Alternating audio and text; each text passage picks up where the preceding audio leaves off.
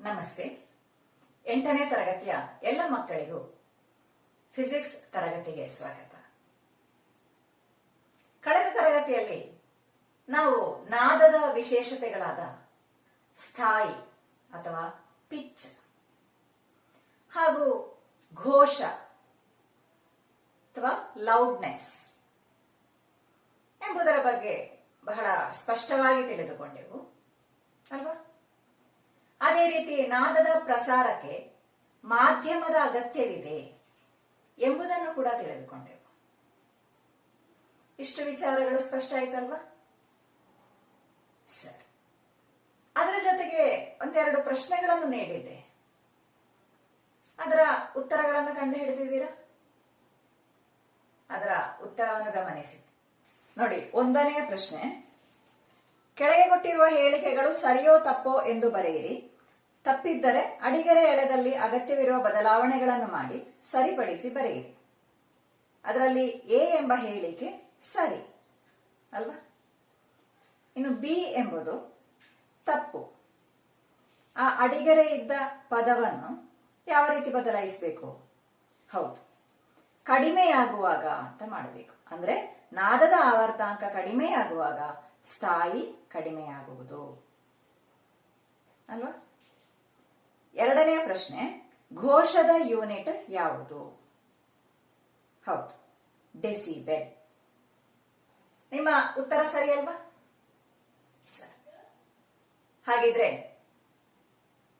ಕಂಪನದ ಮೂಲಕ ನಾದ ಉಂಟಾಗುವುದು, ಅದೇ ರೀತಿ ನಾದದ ಪ್ರಸಾರಕ್ಕೆ ಮಾಧ್ಯಮ ಅಗತ್ಯ ಎಂಬುದು ಸ್ಪಷ್ಟ ಆಯ್ತಲ್ವಾ? ಈ ನಾದ ನಮ್ಮ ಅನುಭವಕ್ಕೆ ಬರಬೇಕಿದ್ರೆ ಇನ್ನೊಂದು ಘಟಕದ ಅಗತ್ಯ ಇದೆ ಅಂತ ನಾವು ಮೊದಲನ ತರಗತಿಯಲ್ಲಿ ತಿಳ್ಕೊಂಡಿದ್ದೇವೆ ಅಲ್ವಾ? ಏನದು? ಹೌದು, ಶ್ರವಣೇಂದ್ರಿಯ ಅಥವಾ ಆಡಿಟರಿ ಸೆನ್ಸ್ ಆರ್ಗನ್. ಏನು ಶ್ರವಣೇಂದ್ರಿಯ ಅಂದ್ರೆ? ಹೌದು, ನಮ್ಮ ಕಿವಿ ಅಲ್ವಾ?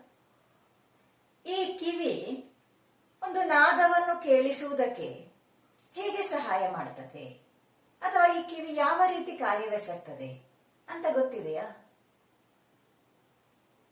ಸರಿ, ಗಮನಿಸಿ ನೋಡಿ. ಕಿವಿಯ ಹೊರಭಾಗದಲ್ಲಿ ಕಾಣುವಂತಹ ಭಾಗ, ಇದನ್ನು ನಾವು ಕಿವಿ ಪಾಲಿಕೆ ಅಂತ ಹೇಳ್ತೇವೆ. ಇದರ ಒಳಗೆ ಇರುವಂತಹ ಭಾಗಗಳನ್ನು ನೋಡಿ, ಚಿತ್ರದಲ್ಲಿ ಗಮನಿಸಿ. ಕಿವಿ ಪಾಲಿಕೆಗೆ ತಲುಪುವ ನಾದ ತರಂಗಗಳು ಶ್ರವಣ ಕಾಲುವೆಯ ಮೂಲಕ ಹಾದು ಹೋಗಿ ನೋಡಿ ಅದರ ಒಳಗಿರುವಂತಹ ಕರ್ಣತಮ್ಮಟೆಯನ್ನು ಬಡಿಯೋದು. ಇದು ಕರ್ಣತಮ್ಮಟೆಯಲ್ಲಿ ಕಂಪನವನ್ನು ಉಂಟು ಮಾಡುವುದು. ಕರ್ಣತಮ್ಮಟೆಯಲ್ಲಿ ಉಂಟಾಗುವ ಕಂಪನವು ಅದಕ್ಕೆ ಜೋಡಿಸಿಕೊಂಡಿರುವ ಅಸ್ಥಿ ಶೃಂಖಲೆಯನ್ನು ಕಂಪಿಸುವಂತೆ ಮಾಡುವುದು. ಏನು ಅಸ್ಥಿ ಶೃಂಖಲೆ ಅಂದ್ರೆ? ನೋಡಿ, ಚಿಕ್ಕದಾದ 3 ಎಲುಬುಗಳು ಕಾಣಿಸ್ತಾ ಇವೆಯಲ್ಲ, ಅದುವೇ ಅಸ್ಥಿ ಶೃಂಖಲೆ. ಮ್ಯಾಲಿಸ್, ಇಂಕಸ್ ಮತ್ತು ಸ್ಟೇಪಿಸ್ ಎಂಬ 3 ಚಿಕ್ಕದಾದ ಎಲುಬುಗಳಿವೆ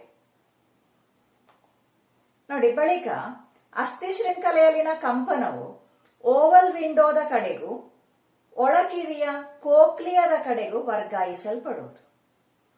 ಕೋಕ್ಲಿಯಾ ಎಂಬುದು ನೋಡಿ ಬಸವನ ಹುಳದ ಚಿಪ್ಪಿನಂತೆ ಇರುವಂತದ್ದು, ಶಂಖಾಕೃತಿಯಲ್ಲಿರುವಂತಹ ಒಂದು ಭಾಗ. ಇದರ ಒಳಬದಿಯಲ್ಲಿರುವ ಎಂಡೋಲಿಂಫ್ ಎಂಬ ದ್ರವದ ಕಡೆಗೆ ಈ ಕಂಪನವು ವ್ಯಾಪಿಸುತ್ತದೆ. ಈ ಕೋಕ್ಲಿಯಾದ ಒಳಭಾಗದಲ್ಲಿರುವಂತಹ ಸಾವಿರಾರು ನರಕೋಶಗಳು ಈ ಎಂಡೋಲಿಂಫ್ ಎಂಬ ದ್ರವದ ಕಂಪನದಿಂದ ಪ್ರಚೋದಿಸಲ್ಪಟ್ಟು ಪ್ರೇರಣೆಗಳು ಉಂಟಾಗ್ತವೆ. ಈ ಪ್ರೇರಣೆಗಳು ಶ್ರವಣ ನರದ ಮೂಲಕ ಮೆದುಳಿಗೆ ತಲುಪುವಾಗ ನಮಗೆ ನಾದದ ಅನುಭವ ಉಂಟಾಗುವುದು. ಹಾಗಿದ್ರೆ ನಮಗೆ ಶ್ರವಣ ಅನುಭವ ಉಂಟಾಗುವುದು ಹೇಗೆ? ಅಥವಾ ಒಂದು ನಾದವು ಕೇಳಿಸುವುದಕ್ಕಾಗಿ ಕಿವಿ ಯಾವ ರೀತಿ ಕಾರ್ಯವೆಸಗ್ತದೆ ಅಂತ ಸ್ಪಷ್ಟ ಆಯ್ತಲ್ವಾ? ಸರಿ, ಹಾಗಿದ್ರೆ ನೋಡಿ, ನಿಮ್ಮ ಟೆಕ್ಸ್ಟ್ ಬುಕ್ ನಲ್ಲಿರುವಂತಹ ಒಂದು ಚಿತ್ರ ಏನಿದೆ ಅದರಲ್ಲಿ? ಒಬ್ಬ ಹುಡುಗ ಮತ್ತು ಅಜ್ಜಿ ಅವರಿಬ್ಬರ ಮಧ್ಯೆ ಇರುವಂತಹ ಒಂದು ಸಂಭಾಷಣೆ. ದಾರಿಯಲ್ಲಿ ಹೋಗ್ತಾ ಇರುವಂತಹ ಅಜ್ಜಿಯ ಬಳಿ ಹುಡುಗ ಒಂದು ಪ್ರಶ್ನೆ ಕೇಳ್ತಾನೆ. ಅಜ್ಜಿ, ರಾಘವಣ್ಣನ ಮನೆ ಎಲ್ಲಿ ಅಂತ ಕೇಳ್ತಾನೆ. ಆಗ ಅಜ್ಜಿಯ ಉತ್ತರ ಏನು? ಓ ಸೌಖ್ಯ ಮಗ, ನಾನು ಆಸ್ಪತ್ರೆಗೆ ಹೋಗ್ತಾ ಇದ್ದೇನೆ ಅಂತ ಹೇಳಿದ್ರು. ಹುಡುಗ ಕೇಳಿದ ಪ್ರಶ್ನೆಯ ಉತ್ತರವಾದು ಅಲ್ಲ. ಹಾಗಿದ್ರೆ ಅಜ್ಜಿ ಯಾಕೆ ಆ ರೀತಿ ಉತ್ತರ ಹೇಳಿದ್ರು? ಹೌದು, ಅಜ್ಜಿಗೆ ಹುಡುಗ ಕೇಳಿದಂತಹ ಪ್ರಶ್ನೆ ಸ್ಪಷ್ಟವಾಗಿ ಕೇಳಿಸಲಿಲ್ಲ ಅಲ್ವಾ? ಈ ರೀತಿಯ ಅನುಭವ ನಿಮಗೂ ಉಂಟಾಗಿರ್ಬೋದು ಅಲ್ವಾ? ಯಾಕೆ ಹೀಗೆ ಆಗ್ತದೆ? ಹೌದು, ಕೆಲವರಿಗೆ ಶ್ರವಣ ಸಾಮರ್ಥ್ಯ ಕಡಿಮೆಯಾಗಿರ್ತದೆ, ಅಥವಾ ಹೆಚ್ಚಿನವರಿಗೂ ಪ್ರಾಯವಾದಾಗ ಶ್ರವಣ ಸಾಮರ್ಥ್ಯ ಸ್ವಲ್ಪ ಕಡಿಮೆ ಆಗ್ತದೆ. ಇದಕ್ಕೆ ಕಾರಣಗಳೇನಾಗಿರ್ಬೋದು? ಹೌದು, ಈಗಾಗಲೇ ನಾವು ಕಿವಿಯ ರಚನೆ, ಅದರ ಕಾರ್ಯ ಹೇಗೆ ಅಂತ ತಿಳ್ಕೊಂಡೆವು ಅಲ್ವಾ? ಆಗ ಈ ಕಿವಿಯ ಭಾಗಗಳಲ್ಲಿ ಯಾವುದಾದ್ರೂ ಒಂದು ಭಾಗ ಅಥವಾ ಒಂದಕ್ಕಿಂತ ಹೆಚ್ಚು ಭಾಗಗಳ ತೊಂದರೆಯಿಂದಾಗಿ ಶ್ರವಣ ಸಾಮರ್ಥ್ಯ ಕಡಿಮೆ ಆಗಬಹುದು ಅಲ್ವಾ? ಕೆಲವರಿಗೆ ಹುಟ್ಟಿನಿಂದಲೇ, ಜನಿಸಿದ ಅಂದಿನಿಂದಲೇ ಶ್ರವಣ ಸಾಮರ್ಥ್ಯ ಇಲ್ಲದಂತಹ ಸ್ಥಿತಿಗಳು ಇರುತ್ತವೆ ಅಲ್ವಾ? ಕೆಲವರಿಗೆ ಆ ಬಳಿಕ ಶ್ರವಣ ಸಾಮರ್ಥ್ಯ ಕಡಿಮೆಯಾಗುವುದು ಇದೆ. ಅದಕ್ಕೆ ಕಾರಣಗಳೇನಾಗಿರಬಹುದು? ಹಲವಾರು ಕಾರಣಗಳಿವೆ. ಆದರೆ ಕೆಲವೊಂದು ಕಾರಣಗಳನ್ನು ನಮಗೆ ತಪ್ಪಿಸಲಿಕ್ಕೆ ಸಾಧ್ಯ ಇದೆ. ಅಂದ್ರೆ ಆ ಕಾರಣಗಳಿಂದಾಗಿ ನಮ್ಮ ಶ್ರವಣ ಸಾಮರ್ಥ್ಯ ಕಡಿಮೆಯಾಗದಂತೆ ನೋಡಿಕೊಳ್ಳಲಿಕ್ಕೆ ಸಾಧ್ಯ ಇದೆ. ಯಾವುದು ಅದೆಲ್ಲ ಹೇಳ್ಬೋದಾ? ಹೌದು, ಕೆಲವರು ಕಿವಿಯಲ್ಲಿರುವಂತಹ ಮಯಣ ಅಥವಾ ಕಿವಿಯಲ್ಲಿರುವ ವ್ಯಾಕ್ಸ್ ಅದನ್ನು ನೀಗಿಸುವುದಕ್ಕಾಗಿ ಚೂಪಾದ ಅಥವಾ ಶಾರ್ಪ್ ಆಗಿರುವಂತಹ ಲೋಹದ ವಸ್ತುಗಳನ್ನೆಲ್ಲ ಕಿವಿಯ ಒಳಗೆ ಹಾಕುವಂತಹ ಒಂದು ಅಭ್ಯಾಸ ಇದೆ. ಅದು ಸರಿಯಾ? ಅಲ್ಲ. ಕಾರಣ, ಕಿವಿಯ ಒಳಗಿರುವಂತಹ ಭಾಗಗಳು ಬಹಳ ಮೃದುವಾಗಿರುವಂತಹ ಭಾಗಗಳು. ಆ ಚೂಪಾದ ವಸ್ತುಗಳಿಂದಾಗಿ, ಉದಾಹರಣೆಗೆ ನಮ್ಮ ಕರ್ಣ ತಮ್ಮಟೆಗೆ ಆ ವಸ್ತುಗಳು ತಾಗಿದ್ರೆ ಕರ್ಣ ತಮ್ಮಟೆ ಸರಿಯಾದ ರೀತಿಯಲ್ಲಿ ಕಂಪನಕ್ಕೆ ಒಳಗಾಗ್ಲಿಕ್ಕಿಲ್ಲ. ಅದರಿಂದಾಗಿ ಶ್ರವಣ ಸಾಮರ್ಥ್ಯ ಕಡಿಮೆಯಾಗುವ ಸಾಧ್ಯತೆ ಇದೆ ಅಲ್ವಾ? ಅಂದ್ರೆ ಚೂಪಾದ ವಸ್ತುಗಳನ್ನು ನಾವು ಕಿವಿಯೊಳಗೆ ಹಾಕಬಾರದು. ಅದೇ ರೀತಿ ನಾವು ಕಾಟನ್ ಇಯರ್ ಬಡ್ಸ್ ಗಳನ್ನು ಉಪಯೋಗಿಸ್ತೇವೆ. ಅದನ್ನ ಹಾಕಬಹುದಾ? ಇಲ್ಲ, ಅದನ್ನು ಹಾಕಬಾರದು. ಯಾಕೆ? ನಾವು ಸಾಧಾರಣವಾಗಿ ಇಯರ್ ಬಡ್ಸ್ ಗಳನ್ನು ಹಾಕುವಾಗ ಈ ವ್ಯಾಕ್ಸ್ ಮತ್ತಷ್ಟು ಒಳಗೆ ಹೋಗ್ತಾ ಇರ್ತದೆ. ಒಳಗೆ ಹೋಗಿ ಕರ್ಣತಮಟೆಯ ಸಮೀಪದಲ್ಲಿ ಅದು ಗಟ್ಟಿಯಾಗಿ ನಿಲ್ತದೆ, ಪ್ರತ್ಯೇಕವಾಗಿ ಮಕ್ಕಳಲ್ಲಿ. ಅದರಿಂದಾಗಿ ಕಿವಿಯಲ್ಲಿ ಇನ್ಫೆಕ್ಷನ್ ಇತ್ಯಾದಿಗಳು ಉಂಟಾಗುವಂತಹ ಸಾಧ್ಯತೆಗಳಿವೆ. ಅದು ಮುಂದಕ್ಕೆ ಕಿವುಡುತನಕ್ಕೂ ಅಥವಾ ಶ್ರವಣ ಸಾಮರ್ಥ್ಯ ಕಡಿಮೆಯಾಗುವುದಕ್ಕೂ ಕಾರಣವಾಗಬಹುದು. ಆದ ಕಾರಣ ಸ್ನಾನ ಮಾಡುವಾಗ ಕಿವಿಯ ಸಮೀಪಕ್ಕೆ ಬರುವಂತಹ ನೀರಿನ ಇದರಿಂದ ನಮ್ಮ ಕೈಯ ಬೆರಳು ಎಲ್ಲಿ ತನಕ ತಲುಪ್ತದೋ ಅಷ್ಟು ಭಾಗಕ್ಕೆ ಮಾತ್ರ ನಾವು ಕ್ಲೀನ್ ಮಾಡಿ ಕಿವಿಯನ್ನು ಶುಚಿಗೊಳಿಸುವುದು ಉತ್ತಮ. ಯಾವುದೇ ವಸ್ತುವನ್ನು ಕಿವಿಯ ಒಳಗೆ ತುರುಕಿಸುವುದು ಉತ್ತಮ ಅಲ್ಲ. ಸ್ಪಷ್ಟ ಆಯ್ತಾ? ಹಾಗಿದ್ರೆ ಈ ರೀತಿ ಹಲವಾರು ಕಾರಣಗಳಿಂದಾಗಿ ಶ್ರವಣ ಸಾಮರ್ಥ್ಯ ಕಡಿಮೆ ಇರುವಂತಹ ವ್ಯಕ್ತಿಗಳು ನಮ್ಮ ಜೊತೆ ಇದ್ದಾರೆ ಅಲ್ವಾ? ಅವರು ಎದುರಿಸುವಂತಹ ಸಮಸ್ಯೆಗಳು ಏನೆಲ್ಲ ಅಂತ ಹೇಳ್ಬೋದಾ? ಹೌದು, ಒಂದು ಪ್ರಧಾನವಾದ ಸಮಸ್ಯೆ ಎಂಬುದು ಆಶಯ ವಿನಿಮಯ ಬಹಳ ಕಷ್ಟಕರವಾಗ್ತದೆ. ನಮಗೇನಾದ್ರೂ ಒಂದು ವಿಷಯವನ್ನು ಅವರಿಗೆ ತಿಳಿಸಬೇಕಿದ್ರೆ ಅದೇ ರೀತಿ ಅವರಿಗೆ ಇತರರಿಗೆ ವಿಷಯವನ್ನು ತಿಳಿಸುವುದಕ್ಕೆ ಬಹಳ ಕಷ್ಟವಾಗ್ತದೆ. ಶ್ರವಣ ಸಾಮರ್ಥ್ಯ ಏನೂ ಇಲ್ಲದಂತಹ ವ್ಯಕ್ತಿಗೆ ಮಾತನಾಡುವ ಸಾಮರ್ಥ್ಯ ಕೂಡ ಇಲ್ಲದಾಗ್ತದೆ. ಆಗ ಶ್ರವಣ ಸಾಮರ್ಥ್ಯ ಇಲ್ಲದಿದ್ರೆ ಮಾತನಾಡುವ ಸಾಮರ್ಥ್ಯವು ತನ್ನಷ್ಟಕ್ಕೆ ಕಡಿಮೆ ಆಗ್ತದೆ. ಅದೇ ರೀತಿ ಶ್ರವಣ ಸಾಮರ್ಥ್ಯ ಕಡಿಮೆ ಇರುವವರಿಗೆ ಅಪಘಾತ ಸಾಧ್ಯತೆಗಳು ಹೆಚ್ಚು. ಕೆಲವೊಂದು ಸಂದರ್ಭದಲ್ಲಿ ನಾವು ನಾದವನ್ನು ಕೇಳಿದ್ರಿಂದಾಗಿ ಅಪಘಾತಗಳಿಂದ ರಕ್ಷಿಸಲ್ಪಡುತ್ತೇವೆ ಅಲ್ವಾ? ಈ ರೀತಿ ಶ್ರವಣ ಸಾಮರ್ಥ್ಯ ಇಲ್ಲದಂತಹ ವ್ಯಕ್ತಿಗಳು ಹಲವಾರು ಸಮಸ್ಯೆಗಳನ್ನು ಎದುರಿಸ್ತಾರೆ ಅಲ್ವಾ? ಹಾಗಿದ್ರೆ ಈ ಶ್ರವಣ ಸಾಮರ್ಥ್ಯ ಕಡಿಮೆ ಇರುವವರು ಅಥವಾ ತೀರಾ ಇಲ್ಲದವರೊಂದಿಗೆ ನಮ್ಮ ಸಮೀಪನ ಹೇಗಿರಬೇಕು? ಹೌದು, ನಾವು ಅವರೊಂದಿಗೆ ಅನುಭೂತಿಯಿಂದ ವರ್ತಿಸಬೇಕು. ಈಗ ಮಕ್ಕಳಾಗಿದ್ರೆ ಶಾಲೆಯಲ್ಲಾಗ್ಲಿ ಅಥವಾ ಮನೆಯಲ್ಲಿಯೋ ಪಕ್ಕದ ಮನೆಗಳಲ್ಲಿ ಇರುವಂತಹ ಮಕ್ಕಳಾದ್ರೆ ನೀವು ಆಟ ಆಡುವಾಗ ಆ ಮಕ್ಕಳನ್ನು ನಿಮ್ಮೊಂದಿಗೆ ಆಟಕ್ಕೆ ಸೇರಿಸಿಕೊಳ್ಬೇಡ್ವಾ? ಹೌದು. ದೊಡ್ಡವರಾಗಿದ್ರೆ ಅವರಿಂದ ಮಾಡಲಿಕ್ಕೆ ಸಾಧ್ಯ ಇರುವಂತಹ ಕೆಲಸಗಳನ್ನು ಅವರಿಗೆ ನೀಡಿ ನಮ್ಮೊಂದಿಗೆ ಅವರನ್ನು ಸೇರಿಸಿಕೊಳ್ಳಬೇಕು. ಅವರಿಗೆ ಮಾಡಲಿಕ್ಕೆ ಸಾಧ್ಯ ಇರುವಂತಹ ಕೆಲಸಗಳಲ್ಲಿ ಸಹಭಾಗಿತ್ವವನ್ನು ಮಾಡಿಕೊಂಡು ಅವರಿಗೊಂದು ಪ್ರತ್ಯೇಕ ಪರಿಗಣನೆಯನ್ನು ನೀಡಬೇಕು ಅಲ್ವಾ? ಅದು ಅವರಿಗೆ ಮಾನಸಿಕವಾಗಿ ತುಂಬಾ ಸಂತೋಷವನ್ನು ನೀಡುವ, ಅದೇ ರೀತಿ ಅವರಿಗೆ ಸಾಧ್ಯ ಇರುವ ಎಲ್ಲಾ ಕೆಲಸಗಳನ್ನು ಮಾಡಲಿಕ್ಕೆ ಇರುವಂತಹ ಉತ್ತೇಜನವನ್ನು ನೀಡುತ್ತದೆ ಅಲ್ವಾ? ಹಾಗಿದ್ರೆ ನಿಮ್ಮ ಪರಿಚಯದಲ್ಲಿರುವಂತಹ ಶ್ರವಣ ಸಾಮರ್ಥ್ಯ ಕಡಿಮೆ ಇರುವವರೊಂದಿಗೆ ನೀವು ಆ ರೀತಿ ವರ್ತಿಸ್ತೀರಲ್ವಾ? ಹಾಗಿದ್ರೆ ಈ ರೀತಿ ಶ್ರವಣ ಸಾಮರ್ಥ್ಯ ಕಡಿಮೆ ಇರುವಂತಹ ವ್ಯಕ್ತಿಗಳಿಗೆ ಅವರ ಶ್ರವಣ ಸಾಮರ್ಥ್ಯವನ್ನು ಹೆಚ್ಚಿಸುವುದಕ್ಕಾಗಿ ಏನಾದರೂ ಪರಿಹಾರ ವಿಧಾನಗಳಿವೆಯೋ? ಹೌದು, ನೀವು ಕೇಳಿರ್ಬೋದು ಅಥವಾ ನೀವು ನೋಡಿರ್ಬೋದು. ಶ್ರವಣ ಸಹಾಯಿ ಅಥವಾ ಹಿಯರಿಂಗ್ ಏಡ್ಗಳು ಕಿವಿಯಲ್ಲಿ ಒಂದು ಈ ರೀತಿ ಸಿಕ್ಕಿಸಿಕೊಂಡು ಇರಿಸ್ತಾರೆ ನೋಡಿ. ನೋಡಿ ಚಿತ್ರದಲ್ಲಿರುವಂತಹ ವಸ್ತುಗಳು ಹಿಯರಿಂಗ್ ಏಡ್ಗಳು ಅಲ್ವಾ? ಏನಿದು ಹಿಯರಿಂಗ್ ಏಡ್ ಅಥವಾ ಶ್ರವಣ ಸಹಾಯಿ ಅಂದ್ರೆ? ಹೌದು, ಅದೊಂದು ಇಲೆಕ್ಟ್ರಾನಿಕ್ ಉಪಕರಣ ಆಗಿದೆ. ಅದರಲ್ಲಿ ವಿವಿಧ ರೀತಿಯ ವಿವಿಧ ಗಾತ್ರದ ಶ್ರವಣ ಸಹಾಯಿಗಳಿವೆ. ಅದರಲ್ಲಿ ಪ್ರಧಾನವಾಗಿ 3 ಭಾಗಗಳಿವೆ. ಒಂದನೆಯದ್ದು ಮೈಕ್ರೋಫೋನ್. ಏನು ಮೈಕ್ರೋಫೋನ್ ಅಂದ್ರೆ? ಹೌದು, ನಮ್ಮ ಕಿವಿಯ ಸಮೀಪ ತಲುಪುವಂತಹ ನಾದ ಚೈತನ್ಯವನ್ನು ವಿದ್ಯುತ್ ಚೈತನ್ಯವಾಗಿ ಬದಲಾಯಿಸುವಂತಹ ಒಂದು ಭಾಗ. ಮತ್ತೆ ಎರಡನೆಯದಾಗಿ ಅದರಲ್ಲಿ ಒಂದು ಆಂಪ್ಲಿಫೈಯರ್ ಇದೆ. ಆ ಆಂಪ್ಲಿಫೈಯರ್ಗಳು ಅದರಲ್ಲಿ ಉಂಟಾದಂತಹ ವಿದ್ಯುತ್ ಸಿಗ್ನಲ್ಗಳನ್ನು ಹೆಚ್ಚು ಶಕ್ತಿಯುತವಾದಂತಹ ವಿದ್ಯುತ್ ಸಿಗ್ನಲ್ಗಳಾಗಿ ಪರಿವರ್ತಿಸ್ತವೆ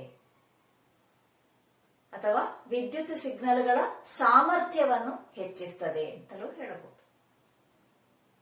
ಇನ್ನು 3ನೆಯ ಭಾಗ ಎಂಬುದು ಲೌಡ್ ಸ್ಪೀಕರ್. ಈ ಲೌಡ್ ಸ್ಪೀಕರ್ ಏನ್ ಮಾಡ್ತದೆ? ಹೌದು, ಈ ಆಂಪ್ಲಿಫೈಯರ್ ನಿಂದ ಬರುವಂತಹ ಹೆಚ್ಚು ಶಕ್ತಿಯುತವಾದಂತಹ ವಿದ್ಯುತ್ ಸಿಗ್ನಲ್ಗಳನ್ನು ಹೆಚ್ಚು ಘೋಷ ಇರುವಂತಹ ನಾದದ ತರಂಗಗಳಾಗಿ ಬದಲಾಯಿಸುತ್ತದೆ. ಈ ನಾದ ತರಂಗವು ಶ್ರವಣ ಸಾಮರ್ಥ್ಯ ಕಡಿಮೆ ಇರುವವರ ಕರ್ಣತಮ್ಮಟೆಯ ಮೇಲೆ ಬಿದ್ದು ಕರ್ಣತಮ್ಮಟೆ ಜೋರಾಗಿ ಕಂಪಿಸ್ತದೆ. ಆಗ ಅವರಿಗೆ ಸ್ಪಷ್ಟವಾಗಿ ಕೇಳಲಿಕ್ಕೆ ಸಾಧ್ಯ ಆಗ್ತದೆ. ಈ ಶ್ರವಣ ಸಹಾಯಿಯಲ್ಲಿ ಈ 3 ಪ್ರಧಾನ ಭಾಗಗಳಿರುವುದರ ಜೊತೆಗೆ ಒಂದು ಬ್ಯಾಟರಿ ಕೂಡ ಇದೆ. ನಿಮಗೆ ಗೊತ್ತಿದೆ, ಎಲ್ಲಾ ಇಲೆಕ್ಟ್ರಾನಿಕ್ ಉಪಕರಣಗಳು ಬ್ಯಾಟರಿಯ ಸಹಾಯದಿಂದ ಕಾರ್ಯವೆಸಗ್ತವೆ ಅಲ್ವಾ? ಸರಿ, ಹಾಗಿದ್ರೆ ಸರಿಯಾದ ಶ್ರವಣ ಸಾಮರ್ಥ್ಯ ಇರುವಂತಹ ಒಬ್ಬ ವ್ಯಕ್ತಿಗೆ ಎಲ್ಲ ನಾದವನ್ನು ಕೇಳಲಿಕ್ಕೆ ಸಾಧ್ಯ ಇದೆಯಾ? ಇಲ್ಲ. ನಮ್ಗೆ ಕೇಳಲಿಕ್ಕೆ ಸಾಧ್ಯ ಇಲ್ಲದಂತಹ ಯಾವುದಾದ್ರೂ ನಾದದ ಬಗ್ಗೆ ನೀವು ಕೇಳಿದ್ದೀರಾ? ಯಾವುದಾದ್ರೂ ಉದಾಹರಣೆಗಳು ಗೊತ್ತಿವೆಯಾ ನಿಮಗೆ? ಹೌದು, ನಾಯಿಗಳನ್ನು ಕರೆಯಲು ಉಪಯೋಗಿಸುವಂತಹ ಗಾಲ್ಟನ್ ವಿಸಿಲ್ ಅಂತ ಒಂದು ವಿಸಿಲ್ ಇದೆ. ಈ ಗಾಲ್ಟನ್ ವಿಸಿಲ್ನ ನಾದವನ್ನು ನಮಗೆ ಕೇಳಲಿಕ್ಕೆ ಸಾಧ್ಯ ಆಗುವುದಿಲ್ಲ, ಆದರೆ ನಾಯಿಗಳಿಗೆ ಅದು ಕೇಳಿಸ್ತದೆ. ಅದೇ ರೀತಿ ಬಾವಲಿಗಳು ರಾತ್ರಿ ಕಾಲದಲ್ಲಿ ಸುಗಮವಾಗಿ ಸಂಚರಿಸ್ತವೆ ಅಲ್ವಾ? ಅದೇ ರೀತಿ ಪ್ರಾಕೃತಿಕ ದುರಂತಗಳು ನಡೆಯುವುದರ ಮೊದಲು ಕೆಲವು ಪಕ್ಷಿಗಳು ಹಾಗೂ ಪ್ರಾಣಿಗಳು ಸಹಜವಲ್ಲದಂತಹ ಸ್ವಭಾವವನ್ನು ಪ್ರದರ್ಶಿಸ್ತವೆ. ಏನೋ ಒಂದು ಪ್ರತ್ಯೇಕತೆ ಅವುಗಳಿಗೆ ತಿಳಿಯಲಿಕ್ಕೆ ಸಾಧ್ಯ ಆಗ್ತದೆ. ಆದ್ರೆ ನಮ್ಗೆ ಆ ರೀತಿ ತಿಳಿಯಲಿಕ್ಕೆ ಸಾಧ್ಯ ಆಗುದಿಲ್ಲ, ಮುಂಚಿತವಾಗಿ ತಿಳಿಯಲಿಕ್ಕೆ ಸಾಧ್ಯ ಆಗುದಿಲ್ಲ ಅಲ್ವಾ? ಅಂದ್ರೆ ಇದರಿಂದ ಏನು ಸ್ಪಷ್ಟ ಆಯ್ತು?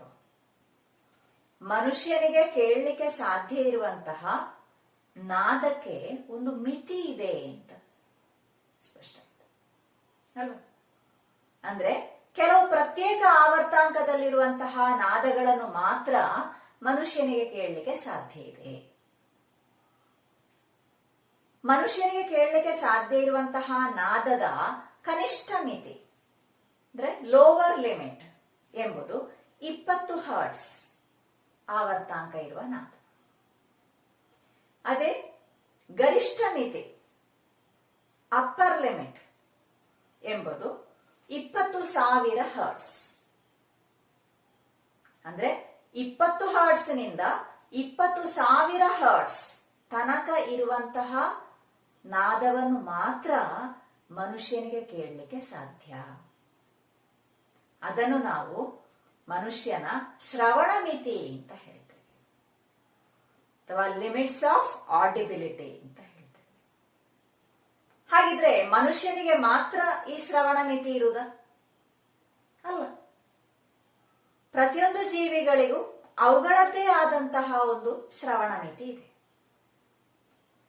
ನೋಡಿ, ನಿಮ್ಮ ಟೆಕ್ಸ್ಟ್ ಬುಕ್ಕಿನಲ್ಲಿ ಉಳಿದ ಕೆಲವು ಜೀವಿಗಳ ಶ್ರವಣ ಮಿತಿಗಳನ್ನು ನೀಡಿದ್ದಾರೆ, ಒಮ್ಮೆ ಗಮನಿಸಿ. ನೋಡಿ, ಮೊದಲನೆಯದು ನಾಯಿ. ಅದರ ಕನಿಷ್ಠ ಶ್ರವಣ ಮಿತಿ ಎಂಬುದು 67, ಗರಿಷ್ಠ ಎಂಬುದು 45,000. ಬೆಕ್ಕಿನದ್ದು 45 ಹರ್ಟ್ಸ್ ನಿಂದ 64,000 ಹರ್ಟ್ಸ್.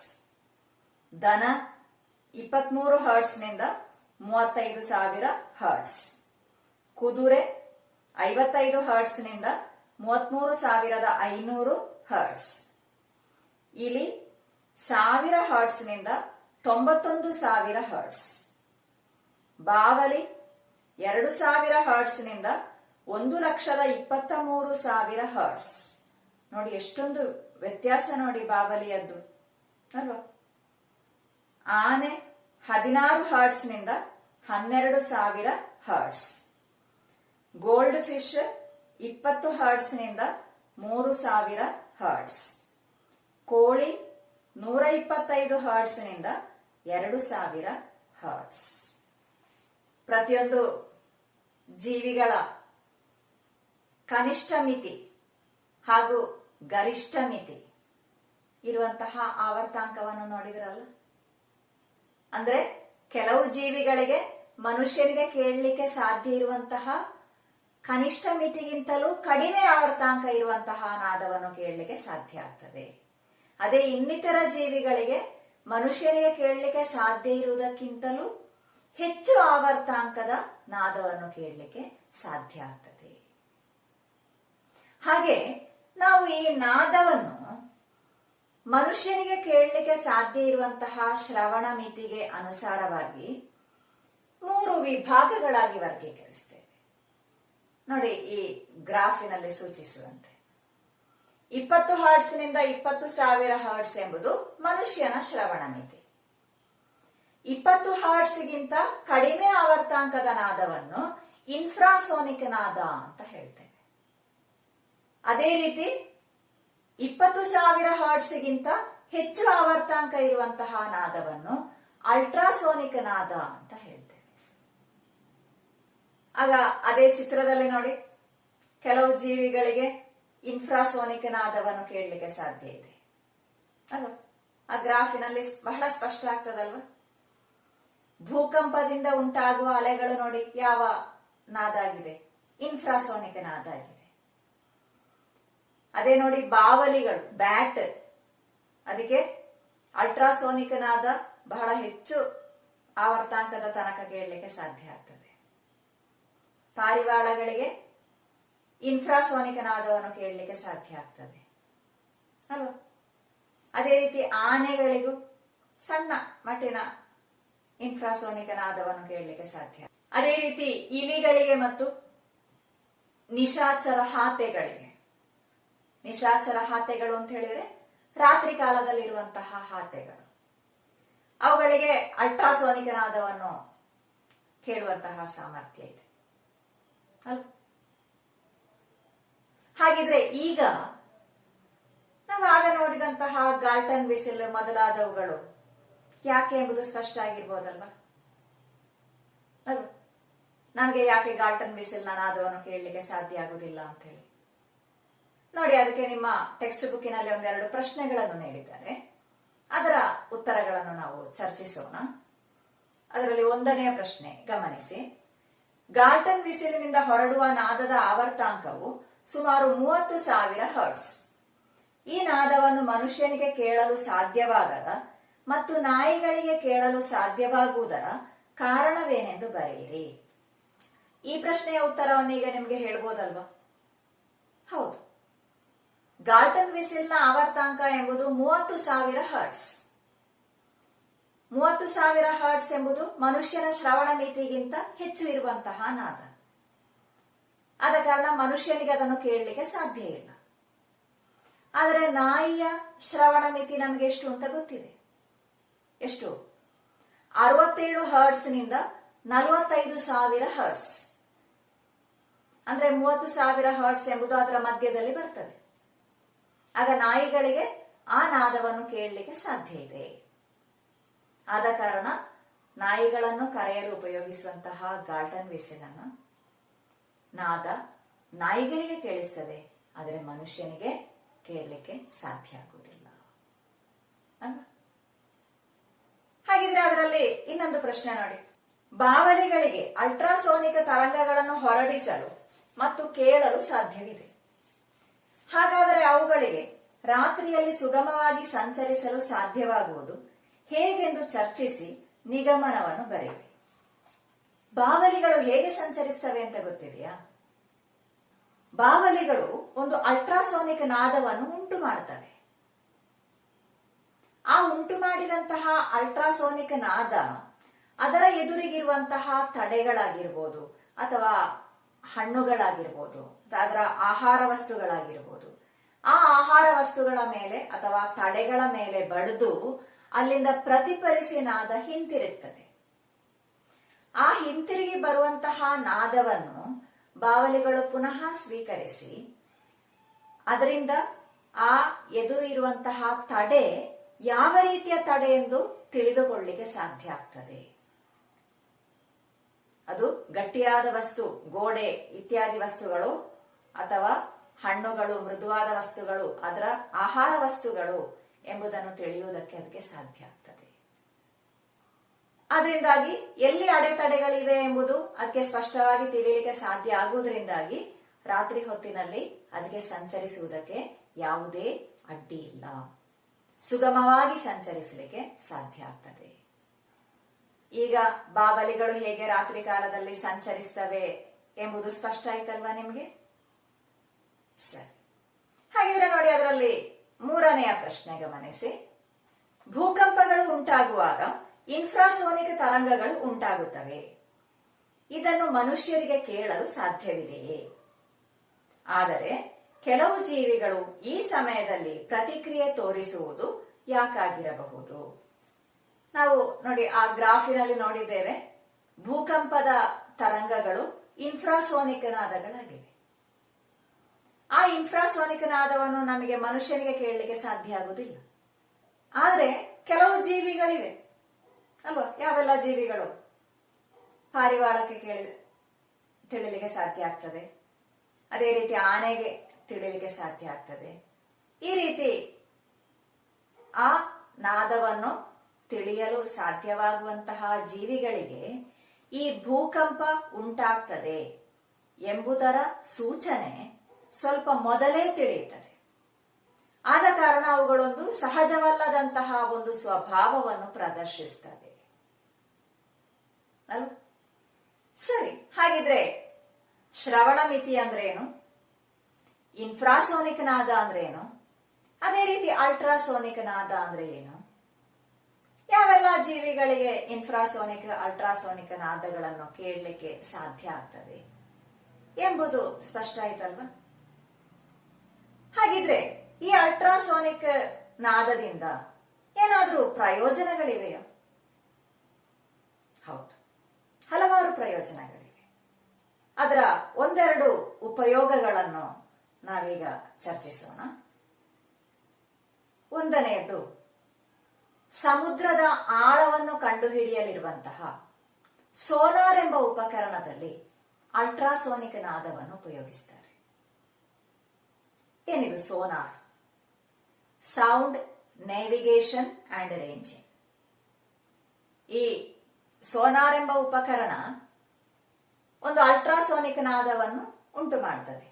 ಈ ಅಲ್ಟ್ರಾಸೋನಿಕ್ ನಾದವನ್ನು ಸಮುದ್ರದ ನೀರಿನ ಮೂಲಕ ಕಳುಹಿಸಿದಾಗ ಅದು ಸಮುದ್ರದ ಅಡಿಭಾಗಕ್ಕೆ ಬಡಿದು ಅಲ್ಲಿಂದ ಪ್ರತಿಫಲಿಸಿ ತಿರುಗಿ ಬಂದಾಗ ಈ ಉಪಕರಣಕ್ಕೆ ಅದನ್ನು ಸ್ವೀಕರಿಸಲಿಕ್ಕೆ ಸಾಧ್ಯ ಆಗ್ತದೆ.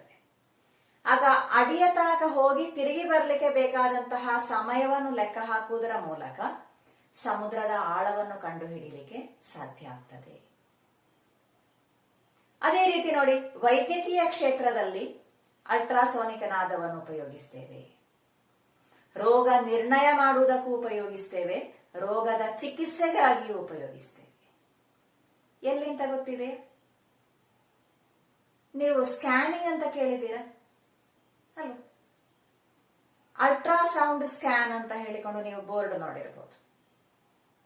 ಆಗ ಸ್ಕ್ಯಾನಿಂಗ್ ಮಾಡೋದು ಅಂತ ಹೇಳಿದ್ರೆ ನಮ್ಮ ದೇಹದ ಒಳಭಾಗದ ಚಿತ್ರಣವನ್ನು ಲಭಿಸ್ತದೆ.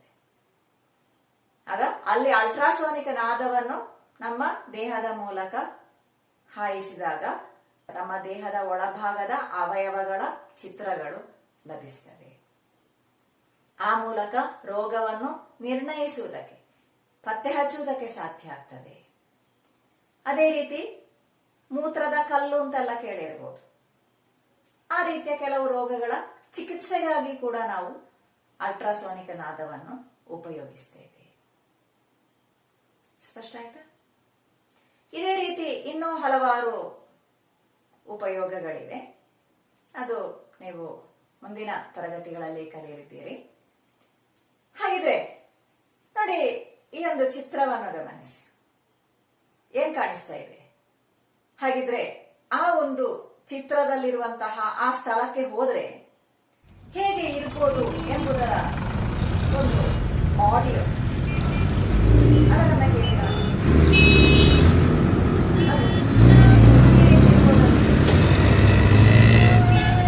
ತುಂಬಾ ಖುಷಿ ತೋರ್ತದ ನಿಮ್ಗೆ?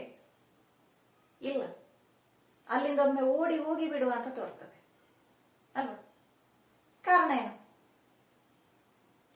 ಅದೇ ಇದೊಂದು ಒಳ್ಳೆ ಹಾಡು ಕೇಳುವುದಾದ್ರೆ ನಮಗೆ ಅದನ್ನು ಕೇಳುವ ಅಂತ ತೋರ್ತದೆ ಅಲ್ವಾ? ಹಾಡು ಎಂಬುದು ಸಂಗೀತ. ನಾವು ಇಲ್ಲಿ ಕೇಳಿದ್ದು ಸಂಗೀತ ಅಲ್ಲ, ಅದು ನಾಯ್ಸ್ ಅಥವಾ ಗದ್ದಲ. ಏನು ಈ ಸಂಗೀತ ಮತ್ತು ಗದ್ದಲದ ವ್ಯತ್ಯಾಸ? ಹೌದು, ಸಂಗೀತ ಅಂತ ಹೇಳಿದ್ರೆ ಕ್ರಮಬದ್ಧವಾದ ಕಂಪನದಿಂದ ಉಂಟಾಗುವ ಕೇಳಲಿಕ್ಕೆ ಇಂಪಾದ ನಾದವು ಸಂಗೀತವಾಗಿದೆ. ಗದ್ದಲ ಎಂಬುದು ಅಹಿತಕರವಾದಂತಹ, ಅದೇ ರೀತಿ ಕ್ರಮರಹಿತವಾದಂತಹ ಕಂಪನದಿಂದಾಗಿ ಉಂಟಾಗುವಂತಹ ನಾದ ಗದ್ದಲ ಅಥವಾ ನಾಯ್ಸ್ ಅಲ್ವಾ? ಈ ರೀತಿಯ ನಾಯ್ಸ್ ಅನ್ನು ನಾವು ಯಾವಾಗಲೂ ಕೇಳ್ತಾ ಇರೋದು ಉತ್ತಮವ ಅಲ್ಲ. ಹಾಗಿದ್ರೆ ಅದನ್ನು ನಾವು ಸಾಧ್ಯವಿದ್ದಷ್ಟು ಕಡಿಮೆ ಮಾಡಬೇಕು. ನೋಡಿ, ಒಂದು ಪತ್ರಿಕೆಯಲ್ಲಿ ಜಿಲ್ಲಾಧಿಕಾರಿ ನೀಡಿದಂತಹ ಒಂದು ಸಂದೇಶವನ್ನು ನೋಡಿ. ಏನ್ ಹೇಳಿದ್ದಾರೆ? ಬಹುಜನರ ಬೆಂಬಲದೊಂದಿಗೆ ಶಬ್ದ ಮಾಲಿನ್ಯವನ್ನು ನಿರ್ಮೂಲನೆ ಮಾಡೋಣ ಅಂತ ಹೇಳಿದ್ದಾರೆ.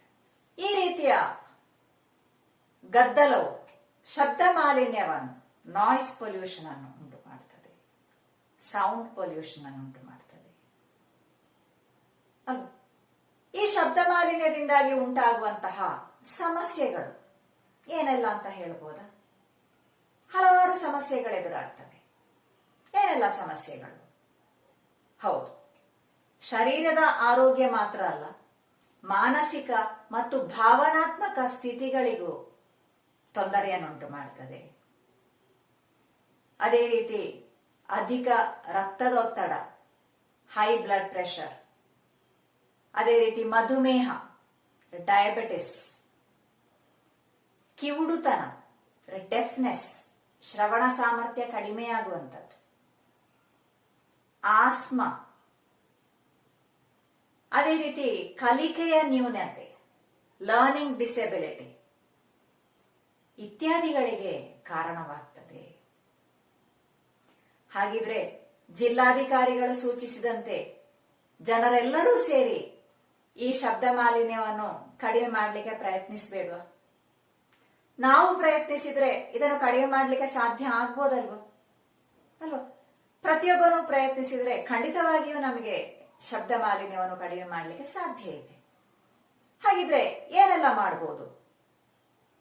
ಸರಿ, ಒಂದನೆಯದು, ವಾಹನಗಳಲ್ಲಿ ಏರ್ ಹಾರ್ನ್ಗಳನ್ನು ನಿಷೇಧಿಸಬೇಕು ಅಲ್ವಾ? ಅದು ಹೆಚ್ಚು ನಾದವನ್ನುಂಟು ಮಾಡ್ತವೆ. ಮತ್ತೊಂದು, ನೀವು ಸ್ಪೀಕರ್ಗಳನ್ನು ನೋಡಿರಬಹುದು. ಹಾರ್ನ್ ಟೈಪ್ ಸ್ಪೀಕರ್ನ ಬದಲು ಬಾಕ್ಸ್ ಟೈಪ್ ಸ್ಪೀಕರ್ಗಳನ್ನು ಉಪಯೋಗಿಸಬೇಕು. ಹಾರ್ನ್ ಟೈಪ್ ಅನ್ನು ಉಪಯೋಗಿಸಿದರೆ ಬಹಳ ದೂರದ ಪ್ರದೇಶಗಳಿಗೂ ಈ ನಾದವು ತಲುಪ್ತದೆ. ಅದನ್ನು ನಮಗೆ ಕಡಿಮೆ ಮಾಡಲಿಕ್ಕೆ ಸಾಧ್ಯ ಇದೆ. ಇನ್ನು ವಾಹನಗಳಲ್ಲಿ ಸೈಲೆನ್ಸರ್ಗಳನ್ನು ಉಪಯೋಗಿಸ್ತೇವೆ. ಆ ಸೈಲೆನ್ಸರ್ಗಳು ಹಾನಿಗೀಡಾದ್ರೆ ಅದನ್ನು ದುರಸ್ತಿಗೊಳಿಸಿ ನಾದವು ಕಡಿಮೆ ಆಗುವಂತೆ ಮಾಡಬೇಕು. ಅದೇ ರೀತಿ ಧಾರಾಳ ಮರಗಳನ್ನು ನೆಡಬೇಕು. ಏನು ಮರಕ್ಕೂ ನಾದಕ್ಕೂ ಇರುವ ಸಂಬಂಧ? ಹೌದು, ಮೃದುವಾದ ವಸ್ತುಗಳು ನಾದವನ್ನು ಹೀರಿಕೊಳ್ತವೆ. ಆಗ ಮರಗಿಡಗಳು ಧಾರಾಳ ಇದ್ರೆ ಆ ಮರದಲ್ಲಿರುವಂತಹ ಎಲೆಗಳೆಲ್ಲ ಮೃದುವಾದ ಭಾಗಗಳು, ಅವುಗಳು ನಾದವನ್ನು ಹೀರಿಕೊಳ್ತವೆ. ಆ ರೀತಿ ಶಬ್ದವನ್ನು ನಮಗೆ ಕಡಿಮೆ ಮಾಡಲಿಕ್ಕೆ ಸಾಧ್ಯ ಇದೆ. ಅದೇ ರೀತಿ ಬೆಳಗ್ಗೆ 6 ಗಂಟೆಗಿಂತ ಮೊದಲು ಹಾಗೂ ರಾತ್ರಿ 10 ಗಂಟೆಯ ಬಳಿಕ ಲೌಡ್ ಸ್ಪೀಕರ್ಗಳ ಉಪಯೋಗವನ್ನು ನಿಷೇಧಿಸಬೇಕು. ಆ ಹೊತ್ತಿನಲ್ಲಿ ಲೌಡ್ ಸ್ಪೀಕರ್ಗಳನ್ನು ಉಪಯೋಗಿಸಬಾರದು. ಅದೇ ರೀತಿ ಶಾಲೆ, ಆಸ್ಪತ್ರೆ ಇತ್ಯಾದಿಗಳ ಪರಿಸರದಲ್ಲಿ 50 ಡೆಸಿಬೆಲ್ಗಿಂತ ಹೆಚ್ಚು ನಾದವನ್ನು ಉಪಯೋಗಿಸಬಾರದು. ನೀವು ಗಮನಿಸಿರಬಹುದು, ಶಾಲೆಯ ಸಮೀಪದಲ್ಲಿ ಒಂದು ಹಾರ್ನಿನ ಚಿತ್ರವನ್ನು ಕ್ರಾಸ್ ಮಾಡಿದಂತಹ ಸಿಗ್ನಲ್ಗಳಿರ್ತವೆ. ಆಸ್ಪತ್ರೆಯ ಸಮೀಪದಲ್ಲಿ, ಶಾಲೆಯ ಸಮೀಪದಲ್ಲಿ ಎಲ್ಲ ನೀವು ನೋಡಿರಬಹುದು ಅಲ್ವಾ? ಹಾಗೆ ಈ ರೀತಿ ಪ್ರತಿಯೊಬ್ಬನೂ ಪ್ರಯತ್ನಿಸಿದ್ರೆ ನಮಗೆ ಶಬ್ದ ಮಾಲಿನ್ಯವನ್ನು ಕಡಿಮೆ ಮಾಡಲಿಕ್ಕೆ ಸಾಧ್ಯ ಇಲ್ವಾ ಅಲ್ವಾ? ಹಾಗಿದ್ರೆ ಇಂದಿನ ತರಗತಿಯಲ್ಲಿ ನಾವೇನೆಲ್ಲ ವಿಚಾರಗಳನ್ನು ತಿಳ್ಕೊಂಡೆವು? ಒಮ್ಮೆ ನೆನಪಿಸಿ ನೋಡೋಣ. ಹೌದು, ಆರಂಭದಲ್ಲಿ ನಾವು ಕಿವಿ ಹೇಗೆ ಕಾರ್ಯವೆಸಗ್ತದೆ ಅಂತ ನೋಡಿದೆವು ಅಲ್ವಾ? ಬಳಿಕ ಶ್ರವಣ ಸಾಮರ್ಥ್ಯ ಕಡಿಮೆ ಇರುವವರೊಂದಿಗೆ ನಮ್ಮ ಸಮೀಪನ ಹೇಗಿರಬೇಕು ಅಂತ ನೋಡಿದೆವು ಅಲ್ವಾ? ಆ ಬಳಿಕ ಶ್ರವಣ ಮಿತಿ ಅಥವಾ ಲಿಮಿಟ್ಸ್ ಆಫ್ ಆಡಿಬಿಲಿಟಿ ಅಂದ್ರೆ ಏನು ಅಂತ ನೋಡಿದೆವು. ಅದೇ ರೀತಿ ಇನ್ಫ್ರಾಸೋನಿಕ್ ನಾದ, ಅಲ್ಟ್ರಾಸೋನಿಕ್ ನಾದ ಅಂದ್ರೆ ಏನು ಅಂತ ತಿಳ್ಕೊಂಡೆವು. ಅದೇ ರೀತಿ ಅಲ್ಟ್ರಾಸೋನಿಕ್ ನಾದದ ಉಪಯೋಗಗಳನ್ನು ನೋಡಿದೆವು. ಆ ಬಳಿಕ ಸಂಗೀತ ಮತ್ತು ಗದ್ದಲದ ವ್ಯತ್ಯಾಸವನ್ನು ತಿಳ್ಕೊಂಡು ನಾಯ್ಸ್ ಪೊಲ್ಯೂಷನ್ ಶಬ್ದ ಮಾಲಿನ್ಯದಿಂದ ಇರುವಂತಹ ತೊಂದರೆಗಳು ಏನೆಲ್ಲ, ಶಬ್ದ ಮಾಲಿನ್ಯವನ್ನು ಕಡಿಮೆ ಮಾಡುವಂತಹ ವಿಧಾನಗಳು ಯಾವುದೆಲ್ಲ ಎಂಬುದನ್ನು ಬಹಳ ಸ್ಪಷ್ಟವಾಗಿ ತಿಳಿದುಕೊಂಡೆವು ಅಲ್ವಾ? ಹಾಗಿದ್ರೆ ನೋಡಿ, ಒಂದು ಪ್ರಶ್ನೆ. ಬಾವಲಿಗಳಿಗೆ ರಾತ್ರಿ ಕಾಲದಲ್ಲೂ ಕೊಳ್ಳೆ ಹಿಡಿಯಲು ಸಾಧ್ಯವಿದೆ. ಈ ಹೇಳಿಕೆಯನ್ನು ನೀವು ಒಪ್ಪುವಿರಾ? ಸಮರ್ಥಿಸಿರಿ. Bats can catch prey even in the dark. Do you agree with this statement? Explain your inference. ಅದೇ ರೀತಿ ಇನ್ನೊಂದು ಪ್ರಶ್ನೆ. ಶಬ್ದ ಮಾಲಿನ್ಯದ ತೊಂದರೆಗಳ ಕುರಿತು ಜನಜಾಗೃತಿಯನ್ನು ಉಂಟು ಮಾಡಲು ಪೋಸ್ಟರ್ಗಳನ್ನು ತಯಾರಿಸಿ ಪ್ರಕಟಿಸಿರಿ. Prepare posters and exhibit them to spread awareness among the harmful effects of noise pollution. ಹಾಗಿದ್ರೆ ಈ ಪ್ರಶ್ನೆಗಳ ಉತ್ತರಗಳನ್ನು ಬರೆದು ಮುಂದಿನ ತರಗತಿಗೆ ರೆಡಿಯಾಗಿರ್ತೀರಲ್ಲ? Okay, thank you.